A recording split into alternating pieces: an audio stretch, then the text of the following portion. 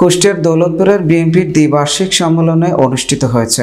শনিবার বিকেল ৩টা থেকে ৪:১৫ দৌলতপুর কলেজ এ কাউন্সিলর অনুষ্ঠিত হয়। বিএনপির কাউন্সিলরকে ঘিরে বিএনপির দলীয় নেতা কর্মীদের মাঝে ব্যাপক উৎসাহ উদ্দীপনার সৃষ্টি হয়েছে।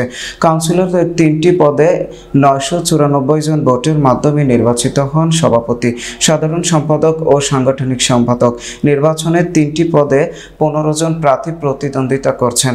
সাংগঠনিক সম্পাদক পদে সার্বিক ৯ জন প্রার্থী, সাধারণ সম্পাদক পদে ৪ জন এবং সভাপতি পদে ২ জন প্রার্থী প্রতিদ্বন্দ্বিতা করেছেন। প্রধান নির্বাচন কমিশনার অ্যাডভোকেট নুরুল হুদা নির্বাচনের ফলাফল ঘোষণা করে সাবেক এমপি রেজা আহমেদ বাচ্চু মোল্লা ৯৭২ ভোট পেয়ে সভাপতি ও সাবেক চেয়ারম্যান বিপ্লব হোসেন ৬৭৩ ভোট পেয়ে সাধারণ সম্পাদক নির্বাচন হয়েছে।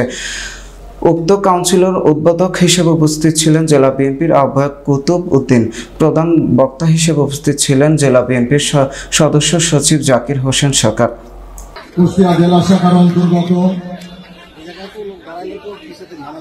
আমাদের কুষ্টিয়া গর্ভ একটা ঐতিহ্যবাহী উপজেলা, সর্ববৃহৎ উপজেলা বিএনপি দৌলতপুর উপজেলা শাখার ওনার মার্কা ছিল ছাতা, উনি পেয়েছেন ৪৪ ভোট। আর একজন প্রতিদ্বন্দ্বী ছিলেন রেজা আহমেদ বাচ্চু মোল্লা, ওনার প্রতীক ছিল উনি পেয়েছেন ৯২৫ ভোট। ভোট প্রার্থী ছিলেন ৪ জন। ৪ জনের মধ্যে ৯৯৪ ভোটের মধ্যে আমরা ভোট পেয়েছি ৯৭২ জন ভোটাধিকার প্রয়োগ করেছেন।